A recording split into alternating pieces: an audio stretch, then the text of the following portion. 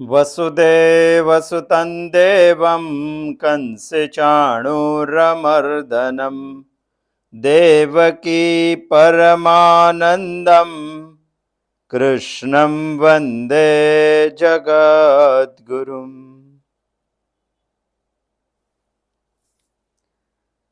ગીતા ચિંતન 263. આજે એક યોગાનો યોગ છે. 3 વાતોનો યોગાનો યોગ આજે એકત્રિત થયો છે. પહેલી વાત છે દીપાવલી.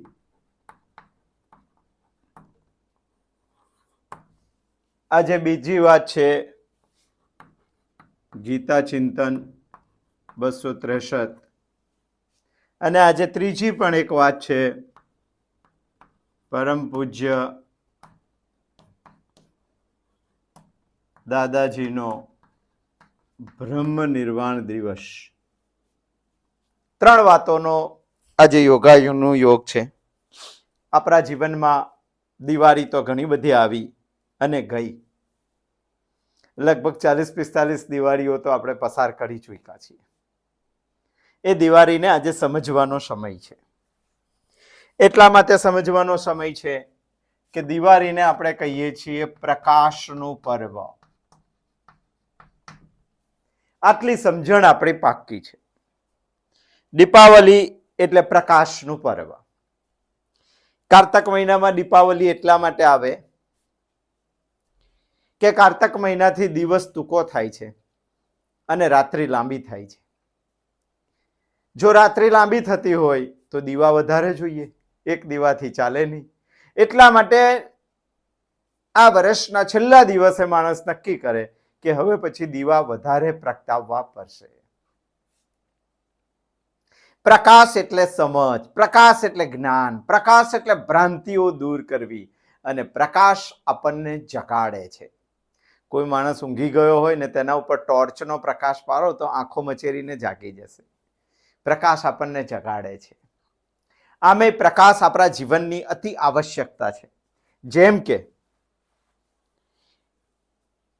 પ્રકાશ વગર આપણી ઇન્દ્રિયો કામ નથી કરતી. સમજો કે અંધારું હોય તો તમે જોશો શું? અંધારું હોય તો તમે સ્પર્શ શું કરશો?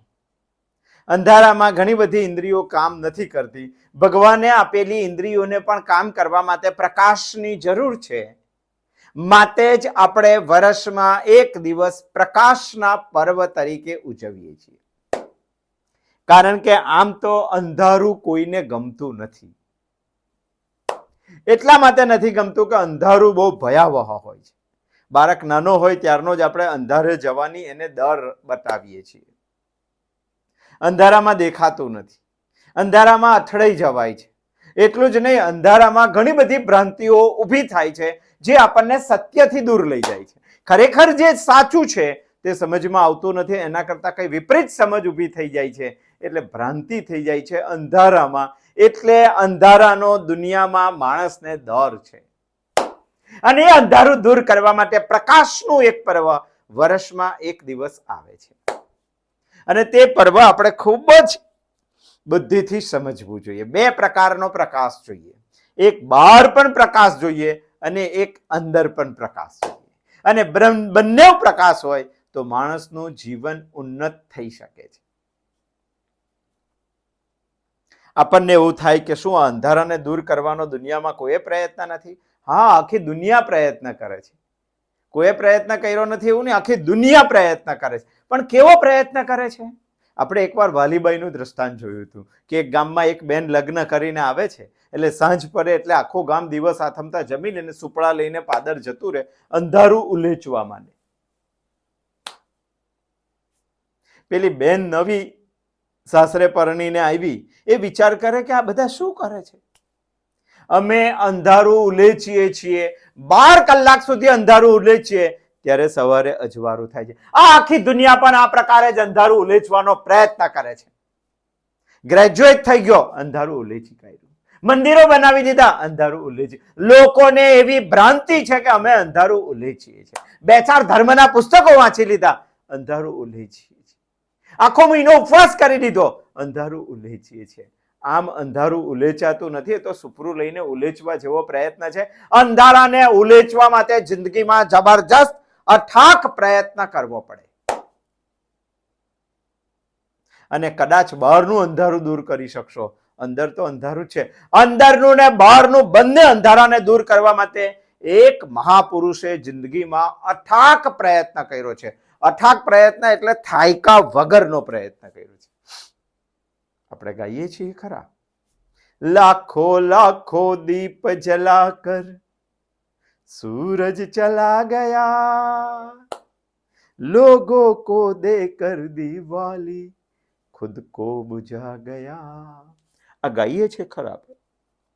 લાખો દીપકમાં હું આવું છું એ વિચારવું છે. અને વિચારવું હોય તો એવા લાખો દીપોની હાર મારો પરમ પૂજ્ય પાંડુરંગ શાસ્ત્રી દાદાજીએ ઊભી કરી હતી એક વિચારથી. તાકાત હોય તો આ જીવનમાં એ મહાપુરુષે કીધેલા વિચારોનું એક વાર મનન ચિંતન અને વાંચન કરી જોવું જોઈએ. વિચારથી મહાપુરુષને સમજવાનો પ્રયત્ન કરવો જોઈએ. આ દુનિયામાં અંધારાને ઉલચવાનો અથાક પરિશ્રમ કરેલો છે, અથાક પરિશ્રમ.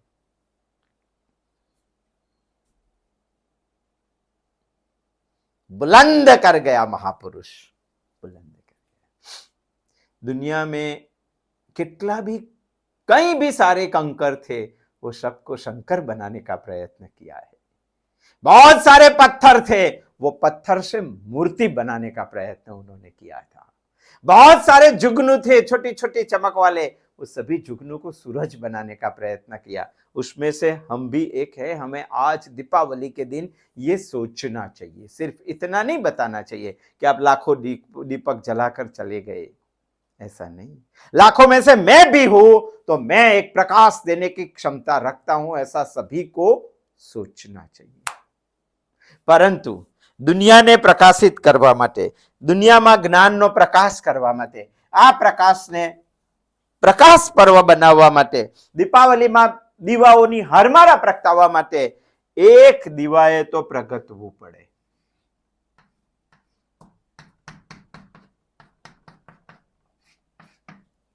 એક દીવાએ તો પ્રગટવું પડે. શું કીધું છે આ મહાપુરુષે? આ મહાપુરુષે આત્માને પરમાત્મા સુધી પહોંચાડવાની એક યાત્રા સમજાવી છે. માણસને સમજ પડવી જોઈએ, પડવી જોઈએ. દાદા શું કહેતા હતા? દાદા કહેતા હતા કે આખરે તો આપણે ઓમ નામમાં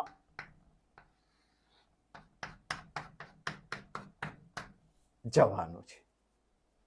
એ જવા માટે આપણી પાસે 3 રસ્તા છે. કેટલી સુંદર વાત પરમ પૂજ્ય દાદાજીએ કરી છે. મને સમજ પડવી જોઈએ.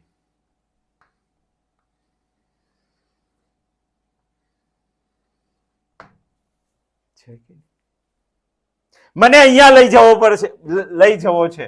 આજ એટલે મુક્તિ છે.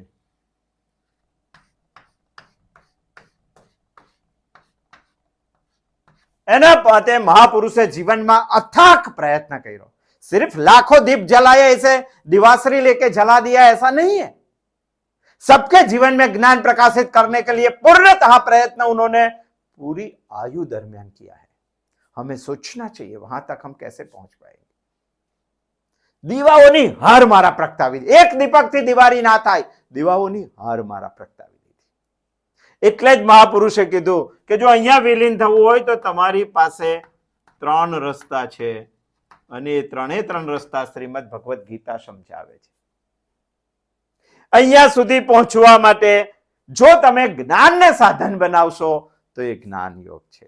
આ જ્ઞાન નિષ્ઠા સુધી પહોંચવા માટે જો તમે કર્મને સાધન બનાવશો તો કર્મ યોગ છે. આ જ્ઞાન નિષ્ઠા સુધી પહોંચવા માટે જો તમે ભક્તિને સાધન બનાવશો તો ભક્તિ યોગ છે. સમજાવવું છે. પરંતુ એના માટે જીવનનું દિવેલ દાદાજી કહે છે કે પૂરવું પડે. એના વગર શક્ય નથી. અને એટલે દાદાજી હંમેશ કહેતા હતા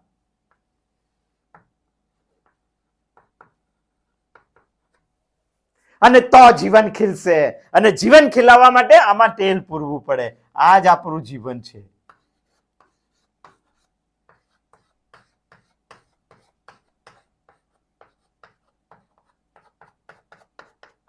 અને કીધું સ્વાધ્યાયાનમાં પ્રમદઃ.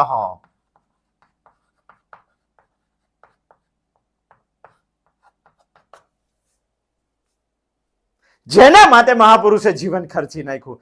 તभी बोल सकते लाखों लाखों दीप जलाकर सूरज चला गया, लोगों को देकर दिवाली सूरज चला गया. સમજાવવું જોઈએ.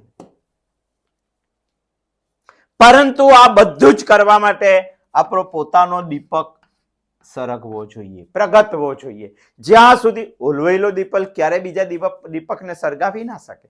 પોતાનો દીપક પ્રજ્વલિત હોવો જોઈએ. અને જ્યારે પોતાનો દીપક પ્રજ્વલિત હોય તો આખી હાર મારાને પ્રજ્વલિત કરી શકે છે. જ્યાં સુધી સ્વયં પ્રગટતા નથી ત્યાં સુધી. અને સ્વયં પ્રગટવા માટેની તાકાત સ્વાધ્યાયમાં છે. અને પરમ પૂજ્ય દાદાજીએ નક્કી કર્યું કે આ સ્વાધ્યાય શ્રીમદ ભગવદ્ ગીતા દ્વારા દુનિયામાં પહોંચવો જોઈએ. કરી શકાય, જાતે પણ પ્રગટી શકીએ છીએ. દિવાળી એટલા જ માટે આવે છે, આપણી ઊંઘ ઉડાડવા માટે દિવાળી આવે છે. ઊંઘી ગયા હોય તો જાગી જવું જોઈએ. સમય આપણા જીવનમાંથી જતો રહે છે. તમે કહો કે આપણાથી અરે શું ના થાય, આપણાથી થઈ શકે એવા તો તહેવારો મહાપુરુષોએ આપ્યા છે. પહેલો તહેવાર શું આપ્યો? બુદ્ધિ, વાક બારસ. મને સરસ્વતી જોઈએ. વિકાસ કરવા માટે મને સરસ્વતી જોઈએ. એટલું જ નહીં, મને લક્ષ્મી પણ જોઈએ. લક્ષ્મી પૂજન. એટલું જ નહીં, મને શારીરિક શક્તિ પણ જોઈએ. કાળી ચૌદશ. અને ત્રણે ત્રણ શક્તિ જો ભગવાને આપી દીધી તો આ શક્તિ મારે જીવનમાં કેવી રીતે વાપરી, કાં તો મેં જીવનમાં કઈ રીતે વાપરી, આનું સર્વૈયું પણ એકાદ દિવસ કાઢવું જોઈએ. એનું નામ છે દિવાળી. અને કદાચ સર્વૈયામાં કોઈ ક્ષતિ પૂર્ણતઃ સર્વૈયું નીકળી જાય ને તમે સંપૂર્ણ સત્યના રસ્તે જો આ ત્રણ શક્તિઓને વાપરી હોય તો ભગવાન તેનું સર્વૈયું રાખશે. તમારે રાખવાની જરૂર નથી. પણ જો કોઈ ક્ષતિ હોય, 100% ક્ષતિ રહે જ છે. કારણ કે આપણે શક્તિ જોઈને ગાંડા થઈ જઈએ છીએ. યોગ્ય રસ્તે આપણે વાપરી નથી. અને જો ગાંડા થઈ જઈએ તો એટલા જ માટે બીજા દિવસે સંકલ્પ કરવાનો અને પછી ભાવ પૂજન કરી કાર્યની લાભ પાચમથી શરૂઆત કરવાની. આખો ક્રમ તો જુઓ કેટલો સુંદર આપ્યો છે. રહેશે જ ક્ષતિ, સંકલ્પ કરવાનો જ, ભાવ જીવનમાં જોઈએ જ અને શરૂઆત લાભ પાચમથી શરૂ કરી દેવાની. કોઈ શંકાને સ્થાન નથી, થઈ શકે છે. એટલે જ દાદાજી કહેતા હતા કે આ દુનિયાનો પ્રત્યેક માણસ પદ, પાવર, પ્રતિષ્ઠા અને પૈસાની અંદર જ પોતાનું મહત્વ જુએ છે. પણ આ સિવાય પણ અતિરિક્ત મૂલ્ય મનુષ્યને છે, અતિરિક્ત કિંમત માણસને છે. આ માણસે ભૂલવું ના જોઈએ. દાદા હર હંમેશ કહેતા હતા કે આ મનુષ્યનું જીવન અમૂલ્ય છે,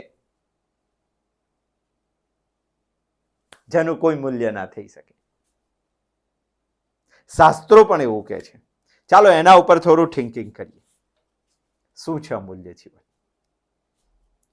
મનુષ્ય જન્મ ક્યારે મળે? વિચારો. ચાલો, મનુષ્ય જન્મ ક્યારે મળે? બહુ પુણ્ય કરીએ તો મનુષ્ય જન્મ મળે ના. શાસ્ત્રો એવું કહે છે કે તમે પુણ્ય કરશો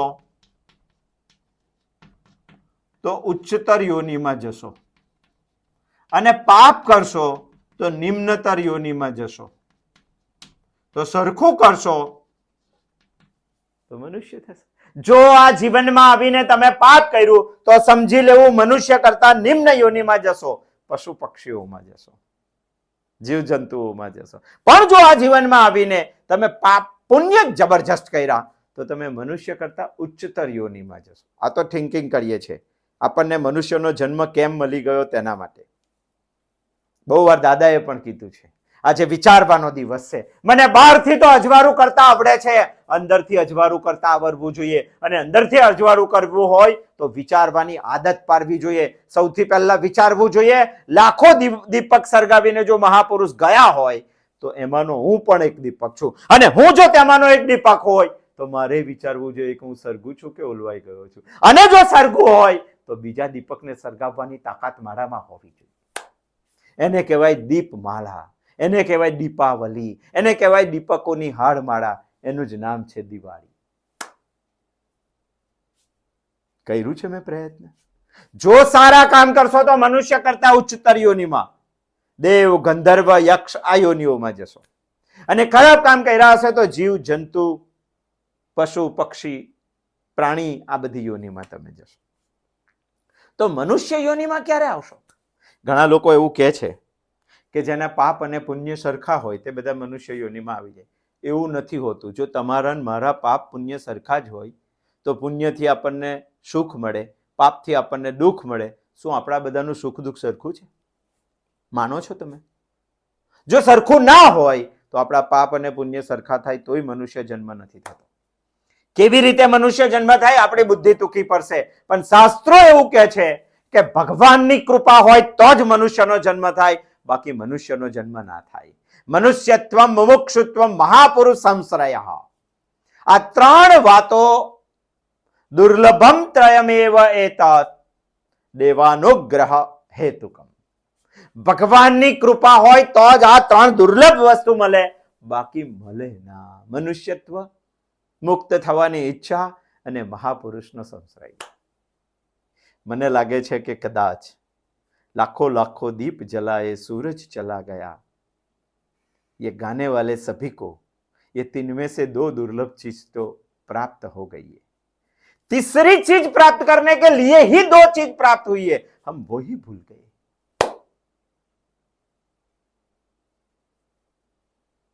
કોઈ રાષ્ટ્રીય પક્ષ હોય અને જીતવા પક્ષમાં લડવા માટેની ધારાસભ્યની ટિકિટ મળી જાય તો માણસ વર્લ્ડ કપ જીતો હોય એવી રીતે લઈને ગામમાં ફરે છે. હજુ તો જીતવાનું બાકી છે, હજુ તો ચૂંટણી લડવાની છે, પણ ખાલી ટિકિટ મળી જાય તો લઈને ફરે છે બધે. શા માટે? પક્ષના મૌડી મંદરને વિશ્વાસ છે કે આ માણસ જીતી શકશે, આ માણસ કઈ કરશે, આ માણસ કઈ ધાર મારશે, આ માણસ પક્ષને વફાદાર રહેશે, આ માણસ દેશને વફાદાર રહેશે. આવી આશા હોય ને તો મૌડી મંદિર એને ટિકિટ આપે. હવે સમજો કે અહીંયા ચાલતા સામાન્ય આ દેશના એકાદ રાષ્ટ્રીય પક્ષનું પણ મૌડી મંદિર હોય તો ભગવાનનું મૌડી મંદિર નહીં હોય. અને ભગવાનના મૌડી મંદિરને પણ આશા છે કે આ સૃષ્ટિમાં, ભારતમાં, ગુજરાતમાં, આ જિલ્લામાં જન્મ લઈને ગયા પછી આ જીવ કઈ ધાર મારશે, આ જીવ કઈ સંકલ્પ કરશે, આ જીવ કઈ મને ગમે તેવું સુંદર કરીને બતાવશે. માટે અને મનુષ્યનો જન્મ આપો. ભગવાનની કૃપા હોય તો જ મનુષ્યનો જન્મ મળે, બાકી મનુષ્યનો જન્મ ના મળે. હવે આપણે આ દિવાળીએ વિચારવાનું કે ભગવાન મેં તો કેટલી બધી દિવાળીઓ કાઢી નાખી. એકાદ દિવાળી પર ઉભા રહીને વિચારવાનું હતું કે ભગવાનનો મારા અંદર મોકલવાનો ઉદ્દેશ શું છે. પ્રત્યેક માણસ પ્રમુખ ઉદ્દેશને ભૂલી જાય છે અને ગૌણ ઉદ્દેશોને મુખ્ય ઉદ્દેશ બનાવી દે છે. આ બહુ મોટી વિચારવા જેવી વાત. દાદા કહે છે કે હું શા માટે અહીંયા આવ્યો એ જ માણસ ભૂલી જાય છે. હું કોણ છું એ જ ભૂલી જાય છે. મને કોને મોકલ્યો એ જ માણસ ભૂલી જાય છે. આ પ્રશ્નો જ માણસના જીવનમાં આવવા જોઈએ. સમજો કે એક એક્ઝામ્પલ લઈએ કે સંસારમાં એક પતિ પત્ની, દિવાળી ગયું, બેસતું વર્ષ ગયું, ભાઈ બીજ ગઈ, લાભ પાંચમ ગઈ, પછી બે જણ ઘરે બેઠા અને વિચારવા લાગ્યા કે ભાઈ આજે તો કઈ સારું બનાવ, બહુ મીઠાઈ ખાઈ ખાઈને થાકી ગયા છે. ઘરવાળી કહે કે લસણિયા બટાકા બનાવું, બહુ મસ્ત. પેલો પણ ખુશ છે કે હા બનાવો, આજે મજા આવશે, ચાલ લસણિયા બટાકા, છાસ ને રોટલો બપોરે આપણે ખાઈએ. ઘરવાળી એક થેલી આપીને કીધું કે બટાકા લઈ આવો બજારમાંથી. અને માણસ બટાકા લેવા માટે થેલી હાથમાં લે છે, ઉમરાની બહાર ગયો. પછી ઘરવાળાએ કીધું બરાબર છટાકેદાર જો લસણિયા બટાકા ખાવા હોય તો લસણ, ધાણા, મરચા, આદુ આ બધું પણ લઈ આવજો. પેલો બજારમાં ગયો વિચારમાં ને વિચારમાં, જેમ ભગવાને મને અહીં કંઈક કરવા માટે મોકલ્યો છે. અને બજારમાં ગયો તો પેલી બહેનને એમ કે હમણાં જ લઈને આવશે એટલે રોટલા બનાવવા માંડી. બેન તો હાથ પર વણતા નતો આવડતું એટલે વેલણથી રોટલા બનાવવા માંડી કે હમણાં આવે એટલે તરત બટાકાને વઘાડી કાઢું ને લસણિયા બટાકા એમના માટે બનાવી દઉં.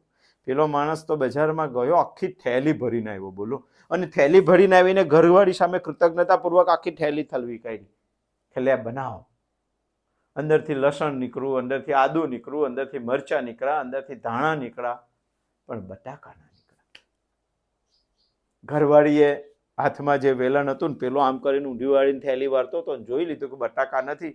એક વેલણનો ઘા એના કમરરજ્જુ ઉપર કર્યો અને પૂછ્યું કે બટાકા લાવ્યા? તો કે એ તો ગાંડી ભૂલી ગયો. હવે જેનું શાક બનાવવાનું તે વસ્તુ તમે ભૂલી ગયા તો શું લસણનું શાક બનશે, આદુનું શાક બનશે, મરચાનું શાક બનશે, ધાણાનું શાક? થેલીમાં જગ્યા જ નથી, એટલું બધું હીચી હીચીને ભરી દીધું હતું. આ જીવનમાં પણ ભગવાને મને કોઈ વિશિષ્ટ કામ માટે મોકલેલો છું, એ વિશિષ્ટ કામ જ આપણે ભૂલી જઈએ છીએ. થસી થસીને જીવનની થેલીમાં પદ, થસી થસીને જીવનની થેલીમાં પાવર, થસી થસીને જીવનની થેલીમાં પ્રતિષ્ઠા, થસી થસીને જીવનની થેલીમાં પૈસા. આ બધાનું શાક નહીં બને. અને જો કરવું હોય તો કીધેલી મુખ્ય વાત યાદ રાખવી જોઈએ. શાસ્ત્રોનો સ્વાધ્યાય આ જીવનનું મુખ્ય પ્રમુખ કાર્ય છે. અને માણસ આ જ ભૂલી જાય છે. પ્રમુખ ઉદ્દેશ છે જીવનનો, અને વિચારવો જોઈએ માણસે, એ વિચારતા નથી. તમે કહેશો કે ના ના, એ તો બધું થઈ જશે. અરે શું થઈ જશે? ગીતા આપણને કહે છે, કર્મયોગમાં આપણને કહે છે કે તું કર્મ કર્યા વગર એક ક્ષણ માત્ર પણ રહી શકવાનો. બહુ જબરજસ્ત સિદ્ધાંતો છે. આજની દિવાળીના દિવસે વિચારીશું તો મગજ ફાટી જશે. કર્મ કર્યા વગર રહી શકવાનો નથી. બહુ સ્પષ્ટ વાત ભગવાને કીધું, કર્મ થશે જ. અને આ જ હિસાબ ભગવાન લેવાનો છે, કારણ કે તું પ્રકૃતિજન્ય ગુણોથી પરવશ છે અને તમે ચેલેન્જ નથી કરી શકવાના. ત્રીજી વાત, તમે જેટલા કર્મો કર્યા છે એ બધા કર્મોને ફળ આવશે જ. ચોથી વાત, બહુ વિચારજો, આ તો એક કલાક વિચારવા જેવો વિષય છે. ચોથી વાત, જેટલાને ફળ આવશે તે ભોગવવાના જ છે. જ્યારે કોઈ પણ કર્મ કરો ત્યારે વિચાર કરીને કરો. પાંચમી વાત, તારું કર્મ તારે જ ભોગવવાનું છે. મેં જે કર્યું તે દુનિયામાં કર્મ મારો જ ખેદો લેવાનો છે, બાકી જવાનું નથી. પાંચમી વાત, કરેલું કર્મ ક્યારેય ફોગટ જવાનું નથી.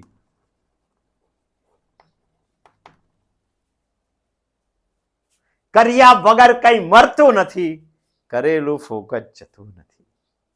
કામ કરવાની શક્તિ તારામાં છે, લઘુતા ગ્રંથિ બાંધીશ નહીં. કર્યા વગર કઈ મળતું નથી, મફતનું લઈશ નહીં. કરેલું ફોગટ જતું નથી, નિરાશ થઈશ નહીં. કામ કરવાની શક્તિ તારામાં છે, લઘુતા ગ્રંથિ બાંધીશ નહીં. કામ કરતો જા, હાક મારતો જા, મદદ તૈયાર છે. દાદાનું એ વાક્ય. ક્યારેય કર્મ ફોગટ જવાનું નથી. તમારું કરેલું કર્મ તમારે જ ભોગવવાનું છે. ક્યાં સુધી કર્મ મારી પાછળ પડશે? 100 કરોડ કલ્પો સુધી.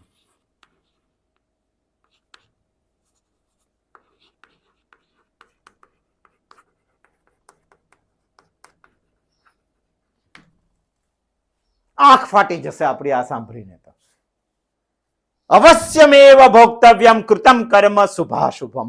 આ જીવનમાં શુભ કે અશુભ જેટલા પણ કર્મો કરેલા છે, અવશ્યમેવ ભોક્તવ્યમ, એ ભોગવવા જ પડશે. ન ભોક્તમ ક્ષીયતે કર્મ કલ્પકોટી સતેરપી. ભોગવ્યા વગરનું એક પણ કર્મ ખલાસ થવાનું નથી, 100 કરોડ કલ્પો સુધી. 1 કરોડ કલ્પ એટલે કેટલા ખબર છે તમને? વિચાર કરો. 4 અબજ 32 કરોડ એટલે 4 અબજ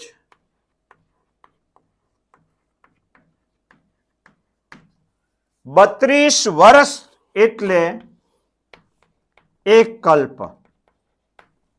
આવા તો 100 કલ્પો સુધી, 100 કરોડ કલ્પો સુધી.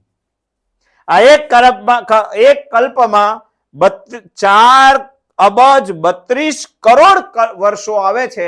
અને આટલા વર્ષ થાય ત્યારે બ્રહ્માનો એક દિવસ થાય. આટલા તો 100 કરોડ વખત આવે તો તમારું કર્મ ના ભોગવાયું હોય તો તમારી પાછળ જ આવશે. અવશ્યમેવ ભોક્તવ્યમ કૃતમ કર્મ શુભાશુભમ ન ભોક્તમ ક્ષીયતે કર્મ કલ્પકોટી સતેરપી. એટલે વિચાર કરીને કર્મ કરો. એટલે કર્મયોગને સમજવો જોઈએ. એટલે ભગવાન કહે છે નિયતમ કુરુ કર્મત્વમ. પણ નિયતમ પણ ના સમજાય તો ભગવાન પછી આગળ કશું કંઈક કહેવાના છે આપણને. શું કહેવાના છે તે આપણે 3જા અધ્યાયના 9મા શ્લોકમાં આવતી વખત વિચારવાના છે. પણ યોગાનું યોગ આજે દિવાળી આવી ગઈ છે એટલે ખૂબ જ વિચાર કરીને દિવાળીને સહન કરવી જોઈએ, દિવાળીને પાસ કરવી જોઈએ. આમને આમ બધી દિવાળીઓ જતી ના રહે એ આપણે વિચારવું જોઈએ. એક નાનકડું કથાનક છે, એ કહું તમને કે આપણો જિંદગીનો અમૂલ્ય સમય, એક તો જીવન જ અમૂલ્ય છે, આ અમૂલ્ય જીવનનો સમય અમૂલ્ય છે અને સમય આમ જ પસાર થાય છે. માણસે વિચારવું જોઈએ. એક ખેડૂત હતો, સુંદર ખેતી કરતો હતો. એના ઘરથી લગભગ 2 કિલોમીટર દૂર એનું પોતાનું ખેતર હતું. એની અંદર બાજરી લહેરાતી હતી, બહુ સુંદર પાક હતો બાજરીનો. અને બધા ડુંડા જ્યારે લહેરાય ત્યારે એટલું મસ્ત ખેતરમાં લાગે. 60 ફૂટ ઊંચી બાજરી હતી અને બધામાં બાજરીના ડુંડા મોટીના દાણાની માફક ભરાઈ ગયા હતા. એટલો હર્ષ ઉલ્લાસથી ખેડૂત તો રોજ ખેતર આવે. 2 કિલોમીટર દૂર ઘરથી, 2 કિલોમીટર દૂર ખેતર અને ખેતરથી 2 કિલોમીટર દૂર તેની નદી હતી. આ તેનું ઘર છે.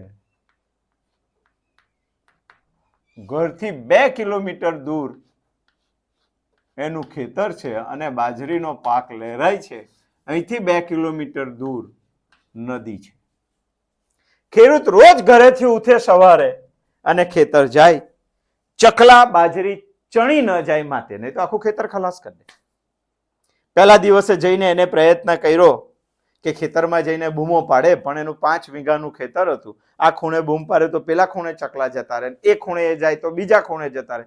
ચકલા ચેંટવાનું બંધ ના કરે. બીજે દિવસે એને એક પ્રયોગ કર્યો, ડબ્બો ખખડાવવાનો. અવાજ થાય તો ચકલા ઉડી જાય, પણ જ્યાંથી અવાજ કરે ત્યાંથી ઉડે, બીજી જગ્યાએ તો બેસી જાય. ખેડૂતે વિચાર કર્યો કે હવે શું કરું, બાજરી તો મારી સચવાવાની જોઈએ. 10,000ની બાજરી થાય એવી છે તે જમાનામાં, તો જતી કેવી રીતે કરાય? એટલે ખેડૂતને 3જે દિવસે એક વિચાર આવ્યો. પોતાના ખેતરની વચ્ચે એક માચરો બનાવ્યો. માચરા ઉપર પોતે ઉભો રહે અને બૂમ પાડે તો ચકલા એને ખબર પડે કે કયા ખૂણા પર બેઠા છે, કયા ખૂણેથી ઉડી ગયા છે. પણ આખા ખેતરના તો સચવાય જ ના. માટે ખેડૂતે એક ઘેર જઈને 4થા દિવસે નવો એક વિચાર કર્યો અને તે વિચાર કર્યો કે આ ખેતરમાં મંચ બનાવીને ખેડૂત તો ઉભો રહે. ઉભો રહીને તેને વિચાર કર્યો કે આખા ખેતરમાંથી જો મારે દાણા ચણી જતા પક્ષીઓને ઉડાડવા હોય તો એક ગોફણ લાવ્યો. ગોફણ ખબર છે તમને કેવી આવે છે? આવી એક દોરી આવે, બીજી એક આવી દોરી આવે અને અહીંયાથી એક ચામડાની વસ્તુ પોળવેલી આવે. આમાં પથ્થર મૂકવાનો આવે અને પછી આમ ગોર ગોર ગોર ગોર ગોર ગોર ફેરવીને મારવાની હતી. 2 કિલોમીટર દૂરનું ચકલું પણ તાકીને મારે તો પડી જાય અને એટલી બંદૂકમાંથી ગોળી છૂટે એવી રીતે પથ્થર તેમાંથી છૂટે. ખેડૂતે આ પ્રયત્ન કર્યો. તમે માનો નહીં, આખા ખેતરના ચકલા ઉડી ગયા. એની બાજરી સચવાઈ ગઈ. માચરા ઉપર ચડીને પેલા ખૂણે બેઠો હોય તો પેલા ખૂણે પથ્થર મારે, આ ખૂણે બેઠો હોય તો આ ખૂણે, બધા ચકલા ઉડાડી દીધા. અને બધા ચકલા ઉડાડી દીધા, પણ પ્રશ્ન એ આવ્યો કે એના ખેતરમાં પથ્થર નહોતા. એટલે જ્યારે ઘરેથી નીકળે, ગામમાંથી નીકળે તો ખેતર સુધીના 2 કિલોમીટરના રસ્તાના પથ્થર એને વણી કાઢ્યા. રોજ થોડા થોડા પથ્થર વેની જાય, કોથરો ભળે અને ખેતરમાં મારે પક્ષીઓને. હવે આ પથ્થર તો પૂરા થઈ ગયા. ખેતરમાં તો હજુ બાજરી હતી, ચકલા આવતા હતા તો કરવું શું? તો અહીંથી પછી નદીએ જવાનું એને શરૂઆત કરી અને નદીએ જઈને પથ્થર વણવાનું શરૂ, નદીવાળા રસ્તા પરથી પથ્થર વણવાનું શરૂ કર્યું. પણ 2-3 દિવસ જ એ પથ્થર પણ ચાલ્યા, એ પણ પૂરા થઈ ગયા. છતાંય ખેડૂત તો ઘરેથી નીકળી નદી સુધી ચાલતો ગયો અને વિચાર આવ્યો કે હવે કઈ નહીં, પથ્થર નથી તો નર્મદા માતાને નાવા સ્નાન કરીને નમસ્કાર કરીને પાછો વળું. એ તો નાયો, નમસ્કાર કર્યા, પાછો વળ્યો, સૂર્યને અર્ધ્ય આપ્યું અને પાછો વળતો હતો ત્યારે નદીના કિનારા ઉપર એક પથ્થરનો ભરેલો કોથરો એને મળ્યો. અને એટલો મોટો કોથરો હતો કે એને ઊંચકવો પણ મુશ્કેલ પડતો, છતાં એને કોથરો ઊંચકી લીધો.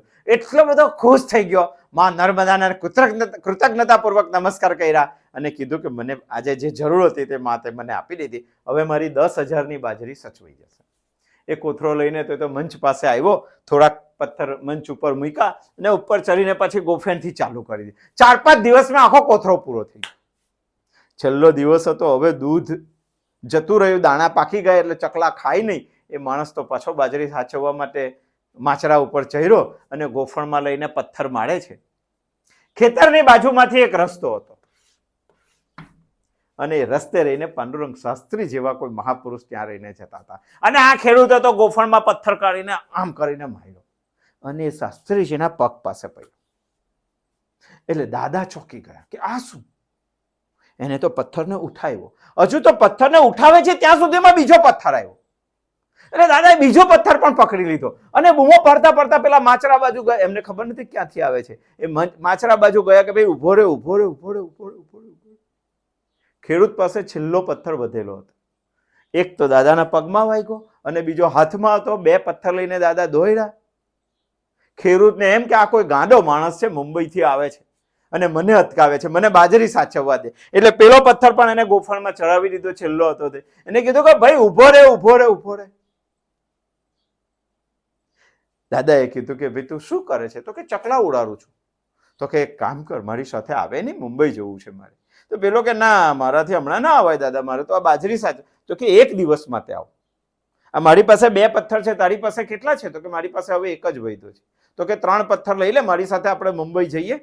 તું 1 દિવસ માટે તારા છોકરાને બાજરી સાચવવા માટે મૂક. પેલા ખેડૂતે તો એના છોકરાને બાજરી સાચવવા માટે મૂક્યો, દાદા સાથે મુંબઈ ગયો. દાદા તો એને ઝવેરી બજારમાં લઈ ગયા અને પછી કીધું કે આપણી પાસે 3 પથ્થર છે તારી પાસે, આમાંનો 1 પથ્થર લઈને પેલી ઝવેરીની દુકાને જા અને કે આમાંથી મને શું આપશો? અને ઝવેરીની દુકાને જ્યારે પથ્થર લઈને ગયો ત્યારે ઝવેરીએ કીધું કે હું આના 1 લાખ રૂપિયા આપીશ. ખેડૂતને ચક્કર આવી ગયા, પડી ગયો. મહાપુરુષે દૂરથી જોયું કે પેલો ગયો. ઝવેરી પણ બહાર આવ્યો. ઝવેરી બહાર આવીને એને ચક્કર આવેલું, જરા ઉભો રાખીને લીંબુનું શરબત પીવડાવીને ઉભો રાખ્યો કે ભાઈ જો તું શા માટે આ કરે છે? ત્યારે ઝવેરીએ પૂછ્યું કે તારી પાસે કેટલા પથ્થર છે? તો કે મારી પાસે 3 પથ્થર છે. એમાંનો 1 તો પેલા મહાપુરુષે અટકાવ્યા, 2 તો 1 જ મારી પાસે છે, પણ સમજો 3 છે. તો કે હું તને 3 લાખ રૂપિયા આપીશ. જે સમયે 25 રૂપિયાનો તેલનો ડબ્બો મળતો હતો ત્યારની હું વાત કરું છું. પેલો માણસ તો પડીને બેભાન થઈ ગયો. દાદાને ખબર પડી. દાદા એવા પાણી છાંટીને જાગતો કર્યો. જાગતો કરીને તેને સભાન કરીને તેને કીધું કે ગાંડા, કેટલા પથ્થર હતા તારી પાસે? તો કે દાદા 1 કોથળો ભરીને પથરા ફેંકી દીધા મેં. આ છેલ્લા 3 વધ્યા છે. તો કે એને તું પકડ, નહીં તો આ પણ જતા રહેશે. ભગવાન, દાદા મને તે સમજાવે છે કે ભગવાને મને કોથળો ભરીને દિવાળીઓ આપી હતી. કેટલી બધી દિવાળીઓ ફેંકી દીધી મેં.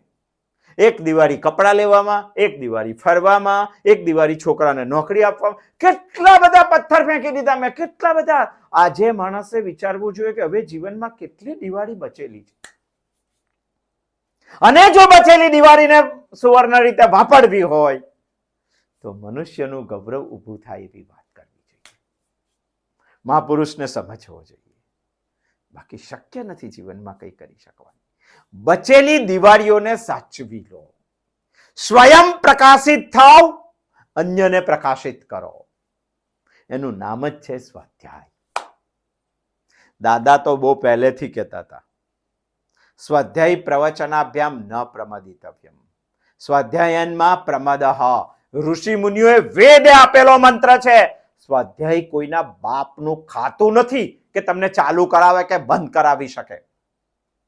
ઋષિ મુનિએ વેદનો આપેલો મંત્ર છે. મારે તે સમજવું જોઈએ. બચેલી દિવાળીઓને મારે સાચવી લેવી જોઈએ. સાચવી તો જ જીવનમાં કંઈ કરી શકાય, તો જ ગઈ શકાય. લાખો લાખો દીપ જલાકર सूरज चला गया, लोगों को देकर दिवाली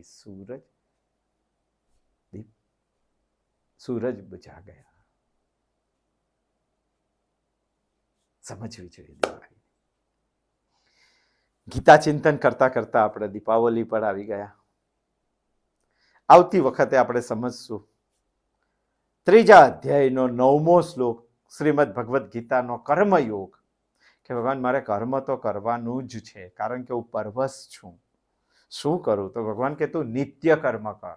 પણ નિત્યમાંય આપણને ઘણા બધા પ્રશ્નો ઊભા થાય છે. તો ભગવાન ઓર એક રસ્તો બતાવે છે કે એ પણ ના સચવાતું હોય તો આ કર. એ એટલે શું? 9મા શ્લોકમાં ભગવાન કંઈ કહે છે. આવતી વખતમાં આપણે 8માથી 9મા શ્લોકમાં પ્રવેશ કરીશું અને પછી 9મો શ્લોક ચાલુ કરશું. અસ્તુ. જય શ્રી કૃષ્ણ.